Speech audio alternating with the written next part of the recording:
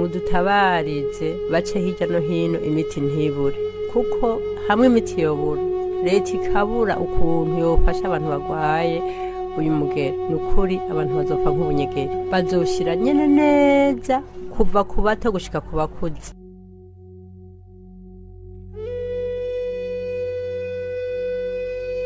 turafata imiti na n'ubu ituguye neza, atari inzara idufashe ngo tubone igira ubukene, nta ngorane dufise n'ukuri, turakomeye turashima, abana twabyaye barakomeye bose, nta ngorane dufise. It's been more than 30 years since a disease now called AIDS was first recognized. Back then, it was considered a death sentence. No treatment were available, its cause was unknown, and people often died within a few months after being diagnosed. But today, people infected with HIV, the virus that causes AIDS, can live full, healthy lives, in large part because of medicines and other discoveries.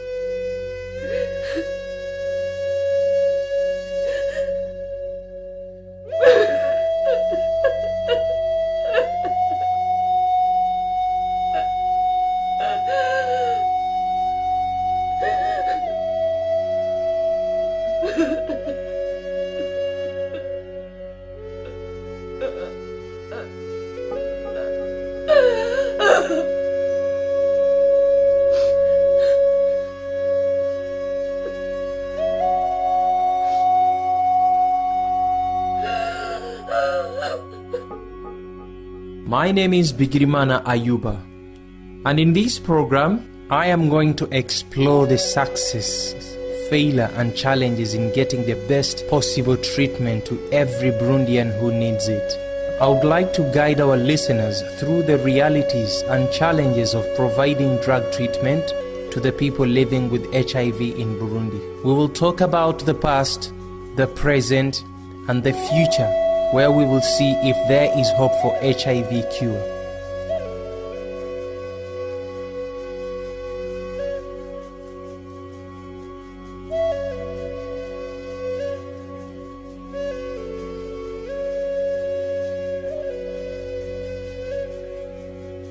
In 2016, Burundi had 2,200 new HIV infection and 2,900 AIDS-related deaths. There were 84,000 people living with HIV in 2016, among whom 61% were accessing antiretroviral therapy. Among pregnant women living with HIV, 84% were accessing treatment to prevent transmission of HIV to their children. An estimated 500 children were newly infected with HIV due to mother-to-child transmission. Among people living with HIV, approximately 53% had suppressed viral loads. And the key population most affected by HIV in Burundi, sex workers with an HIV prevalence of 21%, and gay men and other men who have sex with men with an HIV prevalence of 4.8%. Since 2010, new HIV infections have decreased by 54%, and AIDS-related deaths have decreased by 49%.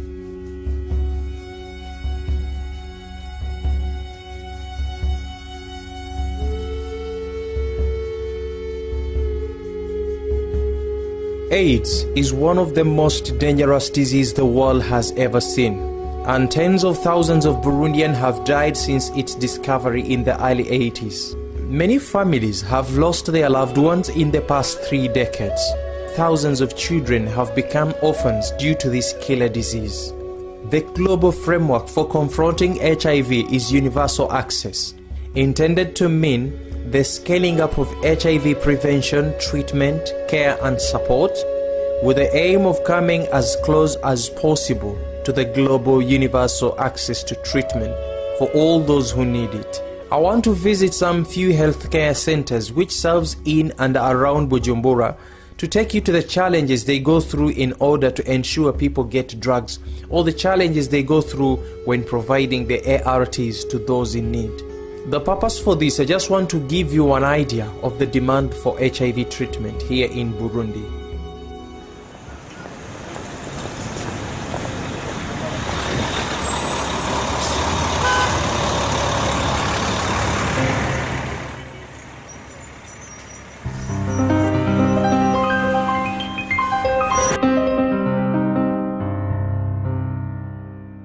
RNG Plus is a network of young people living with HIV, and is still the only network of young people in Burundi with HIV, with a mission to involve young people with HIV to end AIDS and promote their rights. I talked to Audrey Inarukunda, the Executive Director of RNG Plus. Our mission as RNG Plus is to involve effectively young people living with HIV to end AIDS and promote their rights and comprehensive care.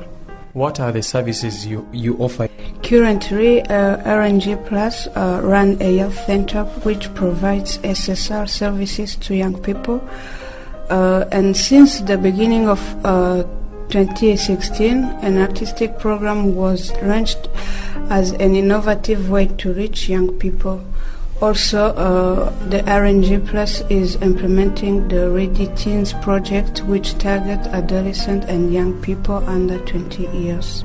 With 450 members, RNG Plus has a strategy to reach their target. RNG Plus strategies are peer support program, community outreach through peer educators, our testimonies. We use also our testimonies as strategies. Offering services through the youth center by and for young people, with a particular attention to young care population, raising awareness through artistic activities.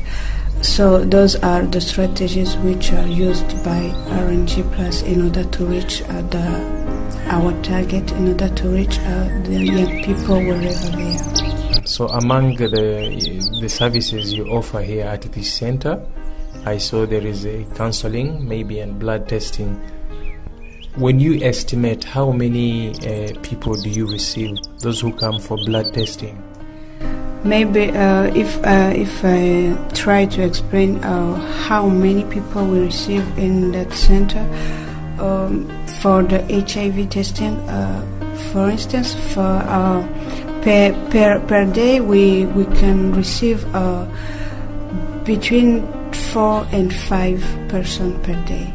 Then it means that if you want to see how many we receive per week, around 20 persons per day, per week, sorry. Yeah. Among those you receive, how many do you think are new? Because we understand there are people who test their blood frequently. They come today, they will be back tomorrow after 1 week. And there are those new faces you receive. Like, how many do you think you receive, the new faces? Among those people, maybe all people we receive here are new. So this center, then people come here not frequently, but then what I can say is that we receive new faces. There is no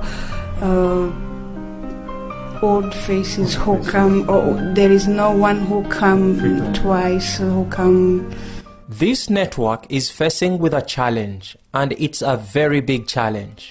People don't trust us because we are young.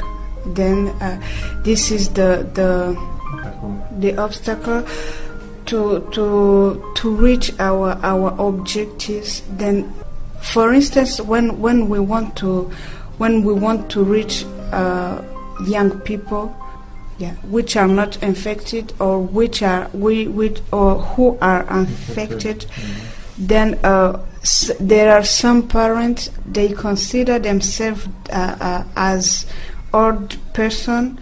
They think that we don't have anything to teach to their child. Then This is a barrier, an obstacle. We can't reach more people. Despite the challenges, RNG Plus has reached 20,500 young people since their creation and have received awards as a recognition for their work. To them, it's a great achievement.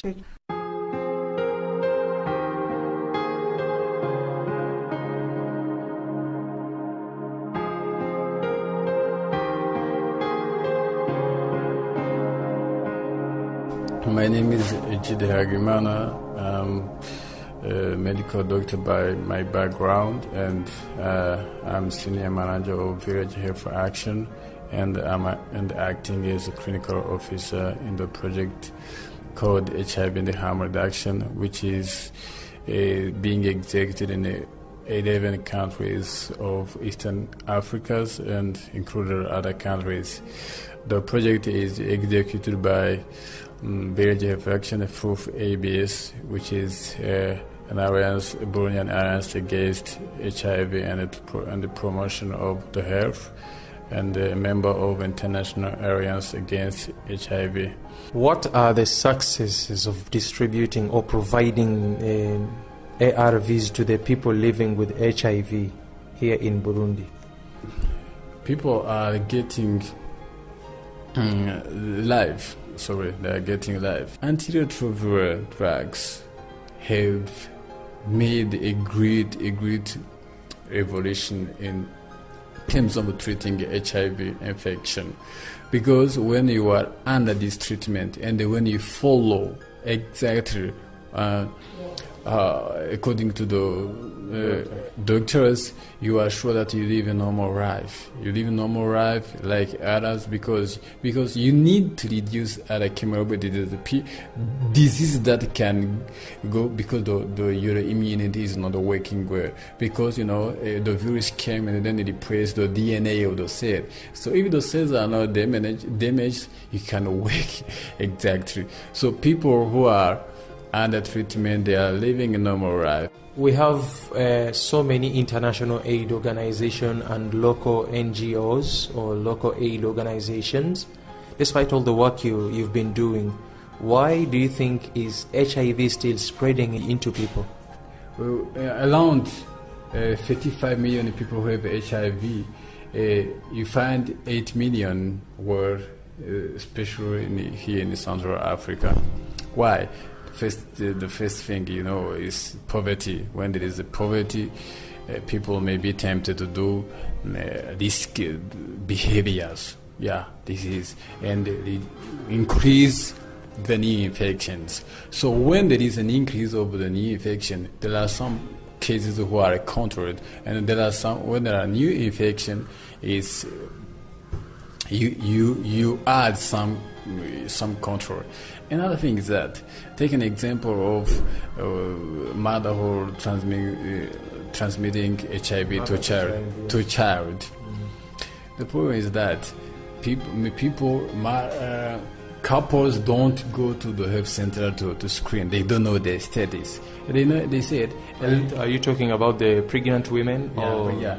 Because the pregnant women, when for example, husband and the wife don't know their status, they are pregnant, they don't know exactly what they have. So if you go to this health center and maybe the health center is not, didn't take care of to screen the mother, they cannot take measure to protect the child, because people don't get screened. Now, 30% around the world, they don't know that they have HIV.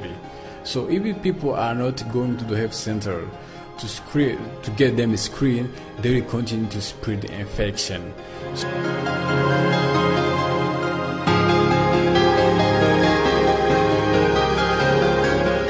I went to RBP Plus, a center which provides treatment to the people living with HIV here in and around Bujumbura. This is where I met Saku Teofile, who is one of the founders of this association. To him, Lack of more viral loads is a big challenge in the country. Nababwiye yuko ibintu vyerekeye imiti abantu badukurikirana yuko bihari mugabo ntawovuga yuko. Like I said concerning drugs and the follow-up, that's fine, but you cannot say that everything is 100%. The lack of more viral load machine is still a problem here in the country, because you find one is in Ngozi, another one is in Bujumbura, find in another province, it's a problem. It leads them to bring the blood here in Bujumbura, like you find it's a problem. Sometimes they are those who come for viral loads and they find the machine is not working, then they don't get their results as they should. As we got the medicines, those machines that measure the amount of cells in the viral loads, so a person may know the measure of his or her strength. This is something which is still very far. We need it so that people with HIV may be aware of their status, even if they are on treatment. The government has been taking strategies in order to realize the vision of the universal access to treatment to those who need it. To realize this vision, one of the government strategy is already adopted. Ndaizeye Eme is the director of the National AIDS Control Program.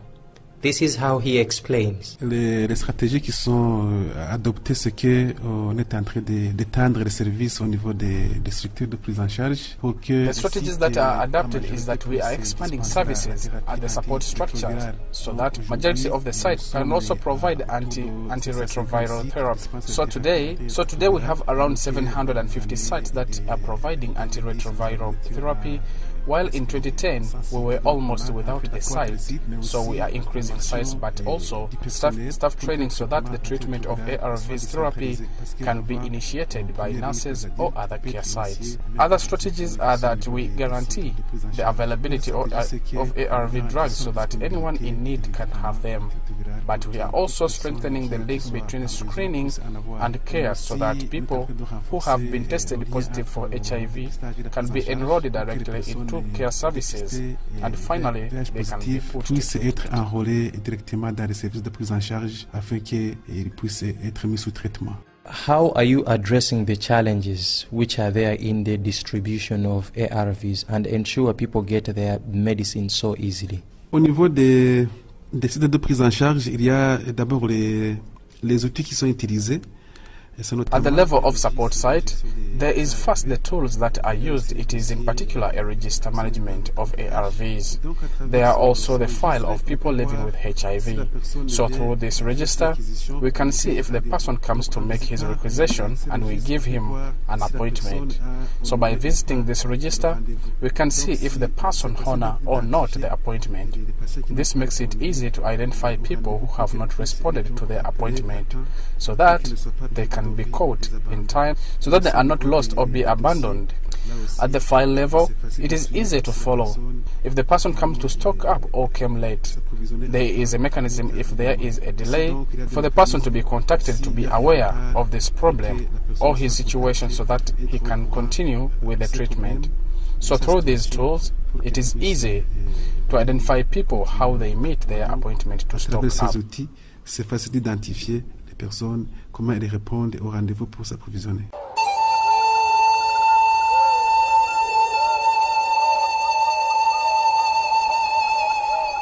Bubanza is one of the provinces of Burundi, with 500,000 inhabitants.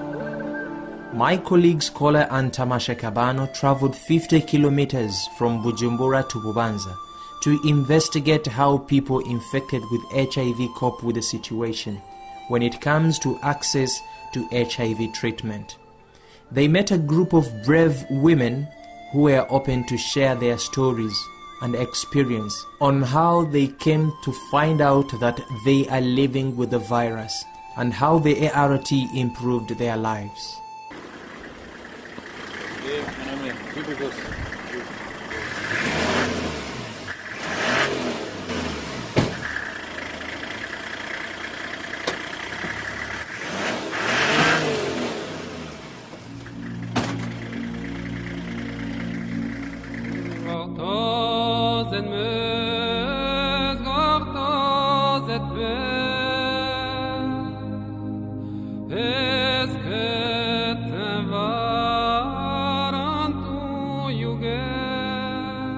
jewe nitwa Nahimana Kandida hanyuma ubuzima bw'iwanje mbayeho je n'ukuri uko ndi kose ndashima Imana jewe my life the way I am I thank God.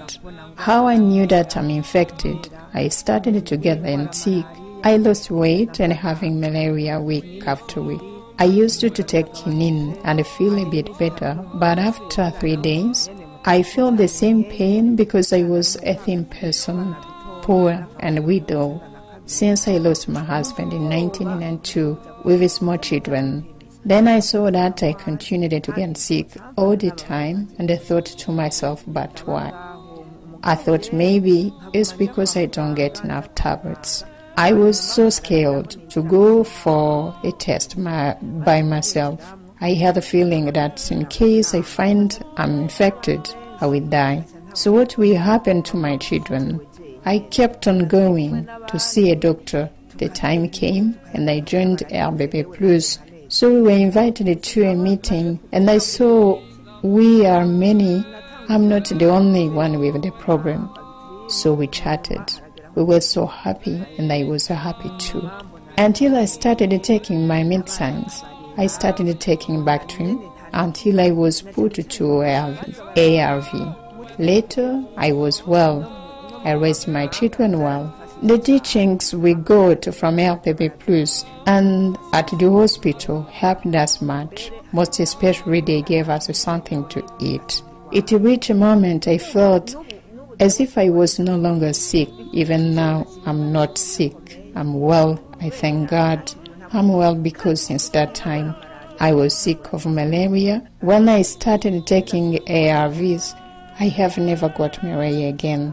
It's now almost more than 10 years. I never get malaria. The only problem I get is headache, eyes, and the toothache.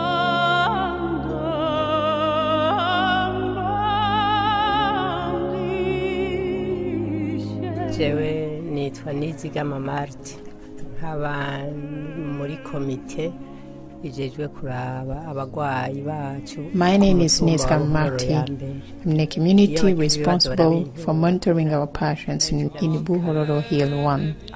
When they have concern, they approach me so that I can present their concerns where they cannot reach. Their concerns often related to physical condition and lack of food. When I started to get sick, I was very scared. It's almost 20 years now. I've been living with the disease. I thought I was going to die, that I could not live, but after that, I lived because of the support from RBB Plus. They did a great job, starting from Bujumbura to mountains here, up country. It helps us much. There are so many people who killed themselves because of hunger. But now we have ARVs that helps us much. The patients, because they saw that they can live despite the disease. This disease is no longer an illness. You just need to know how to take care of your children. Give them hope so that they don't think mom or dad is going to die tomorrow.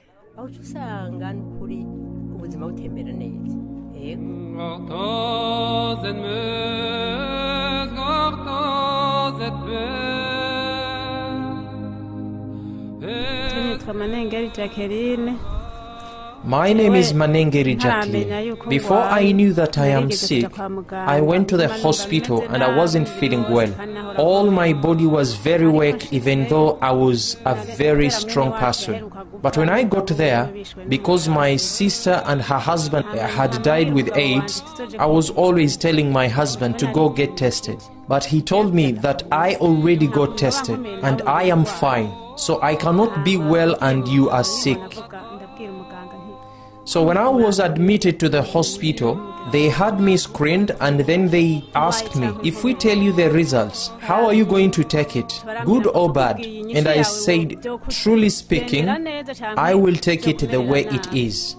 Then they told me, your blood is bad. I have to go for another screening. I went back home and I was scared to tell my husband. First, because he told me he had already got tested twice and he's well. So I got tested the second time and the nun told me that I am infected with HIV. I have to bring with me my husband. So I went home and told my husband, but he was like, he does not understand anything. But I continued to make him understand, and thank God he understood. Then I told him, they want to see you at the hospital. He was tested, but he was not infected. The results showed that he is negative. He already got tested so many times, but they don't find anything. The doctors came from Bujumbura. They told me that even if my husband tells me that he is not sick, he is infected. He is not 100% well. It is only because that the disease does not show itself.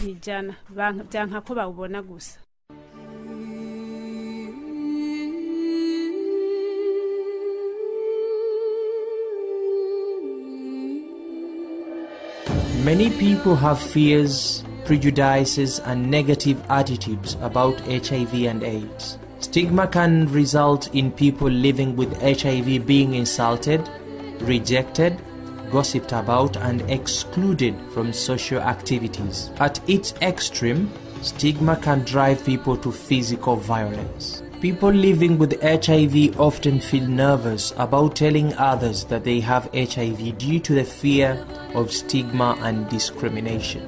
This can lead to isolation and feeling unsupported, which can have a significant impact on health and well-being of people living with HIV. Stigma, whether perceived or real, often fuels myths, misconception and choices, impacting people's HIV education and awareness. It can result people with HIV believing some of the things that other people say about HIV, even when those are not true.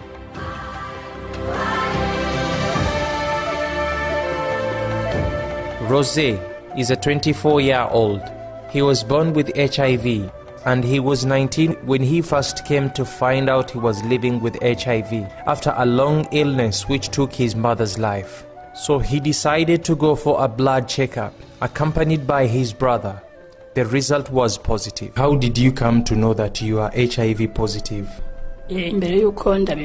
Before I came to find out I'm living with HIV, my mom was ill for a long period. After a long time illness, I remember it was in 2000, then later she died. Later they took me for a blood test and found I was HIV positive. I was 19 years old by then. I was born with it. Rosé says it was a difficult situation for him when people found out he had AIDS.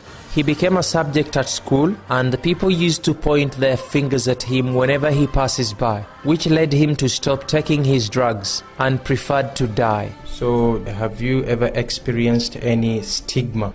And if you were discriminated by who? I remember at school when I had skin rashes on my body. I remember a teacher who had a child in the same class with me. He never allowed his son to sit with me because he used to say that I will pass HIV/AIDS to his son, or that period was a burden to me. In class, I used to sit alone, but the rest of my classmates used to share the same seat. So all of that used to hurt me. I was lonely. I remember later when I went public about my HIV status, people used to point fingers at me whenever I passed by. So all of that used to hurt me, and I used to ask myself, why am I the only one living with AIDS? So during that time, it reached the moment when I decided to stop taking medicines. I said, let me die, because I see everywhere I go, people point their fingers on me. It used to hurt me a lot. But by the time I stopped taking medicines, many people came and advised me to take medicines. They told me it's a sickness, just like other sickness. So later I went back to my medications. At that time I joined RNJ+. I went to RTNB to give testimonies without informing anyone at home. So after the interview was aired on TV, I remember me and my brother had a quarrel. He was not happy and blamed me for giving testimony on TV. You know, he was so annoyed.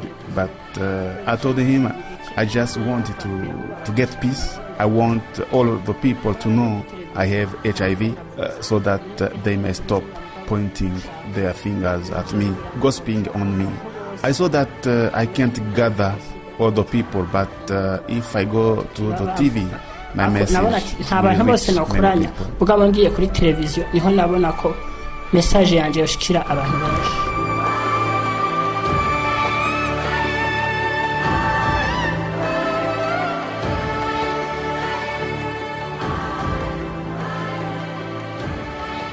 I met Rosé and Chantal, who are members of RNG+, and Mbonanhira Chantal shared her story with me. So, have you ever been discriminated for being HIV positive? Ego discrimination ntibura mu bantu. Yes, of course. When I was in senior 1 and I went at school, by then I had started to get sick, and when it's time to do sports, I was not able to do it because I was too weak.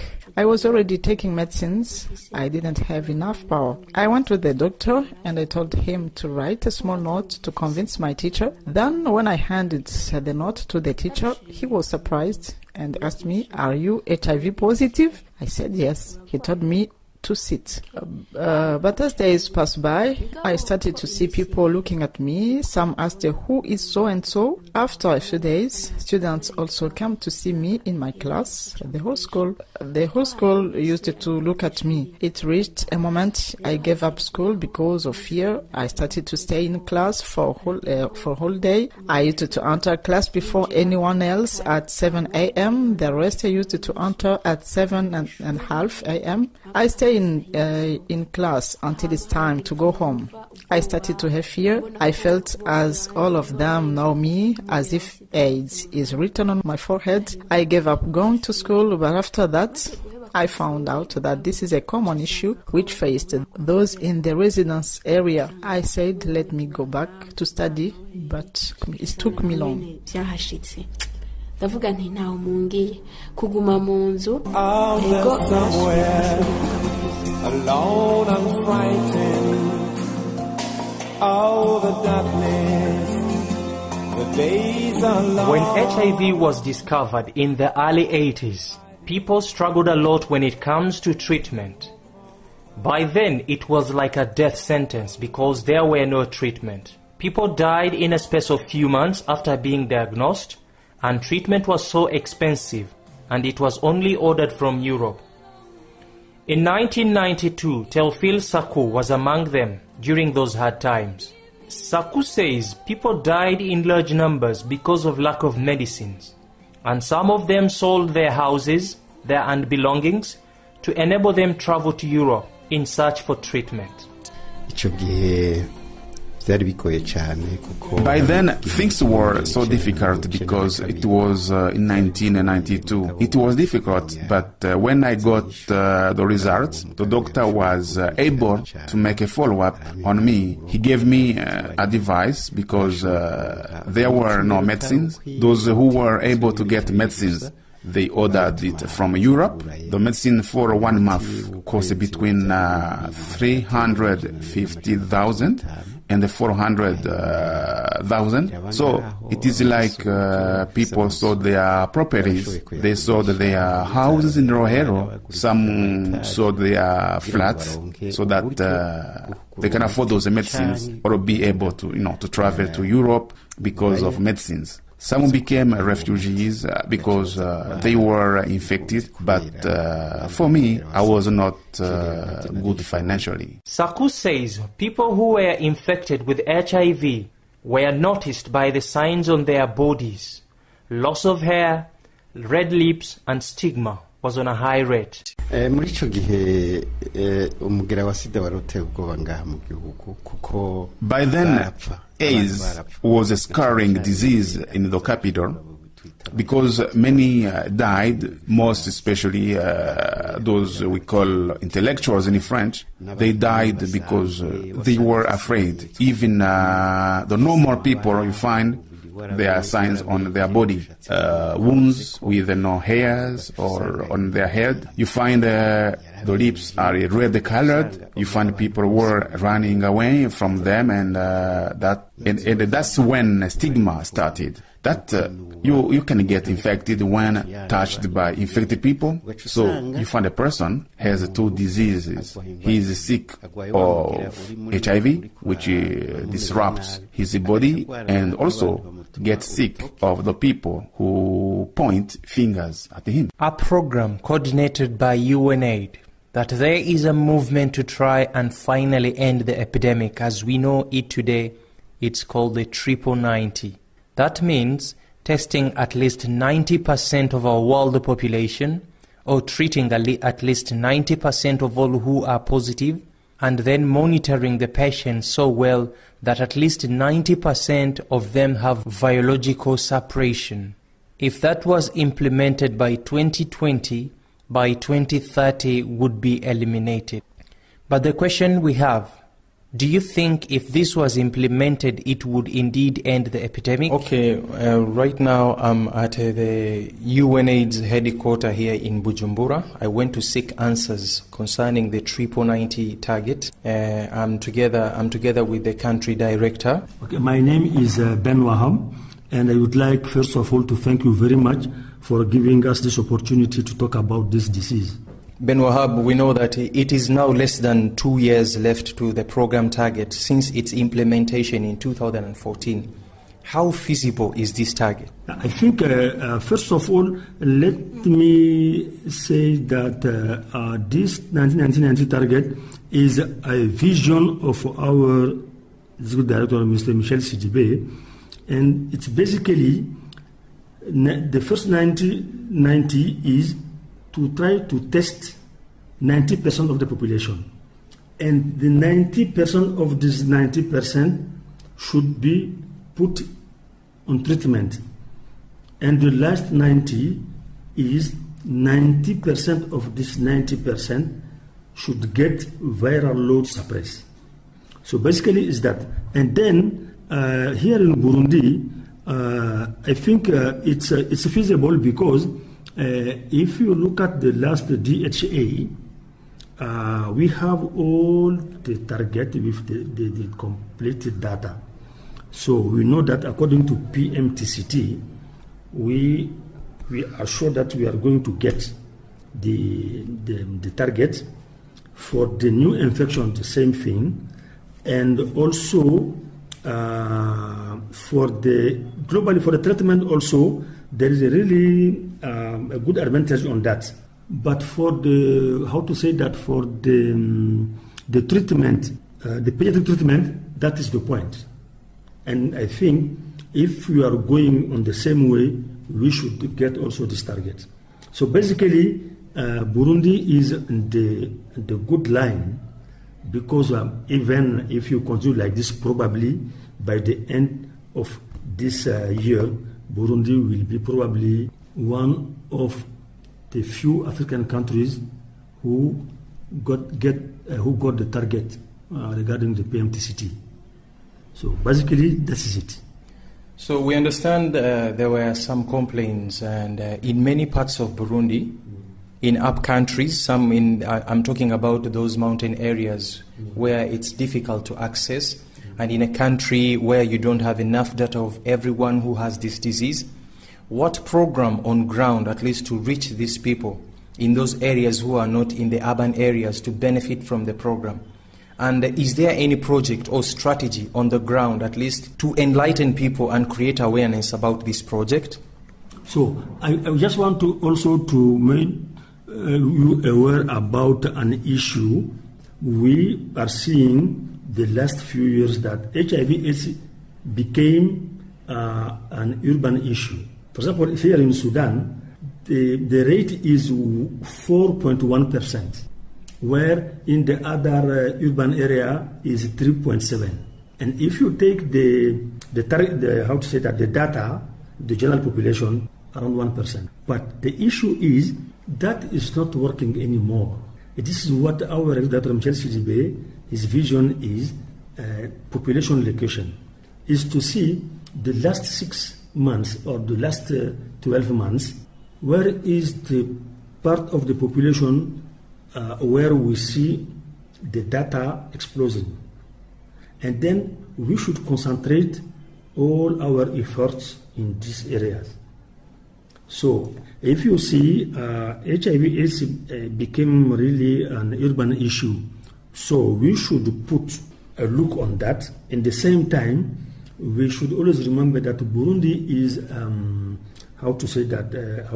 is a mountain area. So, and I can tell you, as my small experience, you can get a healthcare center in everywhere. But of course, probably there is a remaining areas where we are continuing to focus by supporting in terms of advocacy and mobilization the Minister of Health and the fight against HIV/AIDS.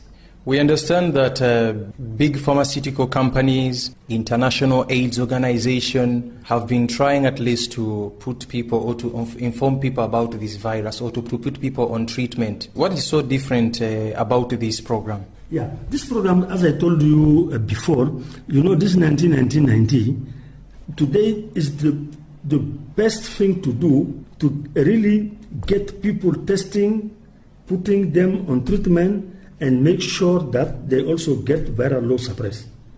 So it means that everywhere we are, we should try to put 90% at least of the population on getting test, and make sure also the second 90, we can get 90% of the first 90% putting under treatment, and the last 90 to make sure that the 90% of the first 290 can get viral load suppressed. So basically, it will make national department and also international organization to have a clear goal and also to get the same vision. And the point is, this 1990 is also supported by all the UN agencies. We, as UNAIDS, have 11 co-sponsors. Each of them have a role. And then we have what we call the UNAF budget, and we have the work plan. So I think 1990 is, we can't get anything better than that to achieve the treatment. And also, there is something I wanted to let you know. If you are talking about ends of AIDS, it doesn't mean that there will not have any other case. But maybe but it's still good to repeat it. So we know today, according to the last data, someone who is on treatment during 2 years is getting viral suppressed. Donc, he or she can't transmit the disease anymore. Okay. That's very important to know. It not means that we will not get any other case. It's not that one. It's that we can contain the disease, and it could no more be a public health threat. With PEPFAR and global funds, Ben Wahab believes that the elements in the 90 can be achieved, even in the most challenging circumstances. I think so, because the best thing here is we have PEPFAR, we have a global fund, they are investing on that, and then the UN agencies, we are also there to make sure that we are online with the national policy and guidelines. That's 2 points. So I think in any case, we will get this target. But that not means we have to sleep on it. I think we should continue like this to maintain the efforts and to achieve the target by 2020. Then by 2030, we can say that HIV/AIDS is no more a public health threat. So the government has a role in achieving this target, but they need to work hand in hand with their partners to achieve the target. Ndayize Eme is the director of the National AIDS Control Program. Je vous ai dit que nous avons déjà élaboré un plan d'accélération en matière de traitement du VIH et pour atteindre les 380. We have already developed an acceleration plan for HIV to reach the 90. And if this plan was developed, it is being implemented, so it requires an involvement not only of the government but also from the partners who support us so that we can succeed and reach this target. You understand that this is already soon, so the plan is there. We are seeing how to implement it and also sensitizing the different funding that could be up to us so that we can get there. So with this project, can we categorically say that by 2030, HIV is going to be a thing in the past? Will it indeed end by 2030? C'est ce que nous voulons. Vous comprenez qu'il y a encore des That's what we want. But you understand that there is more to do. We do hope that with the sensitization of everyone, with the support of our partners, we hope we can achieve it.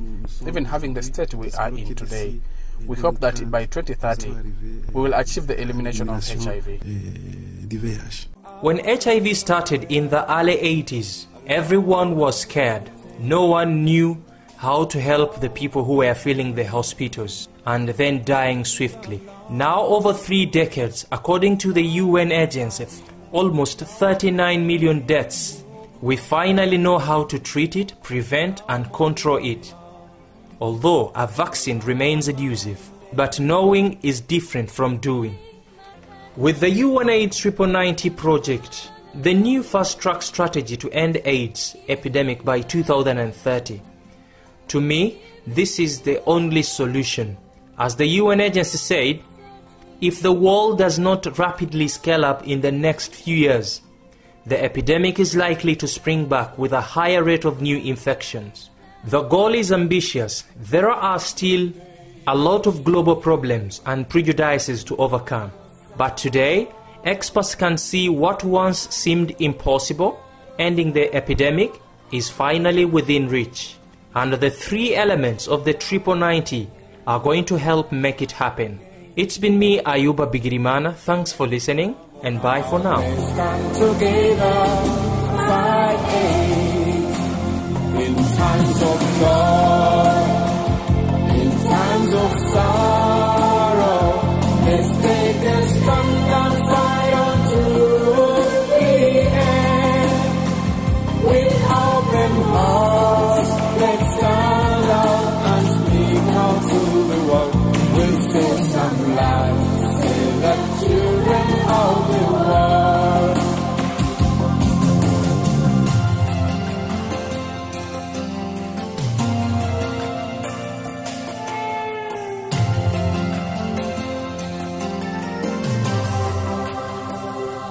Let's be open, advise the young ones, a new generation, to protect and love. Hear them singing, playing, laughing. Let's give them everything in truth and love. Take the message, cross the frontier, break the barrier, we'll fight together. The doors are open, we'll lead the struggle. We won't bow down, and we will fight on. Today is me.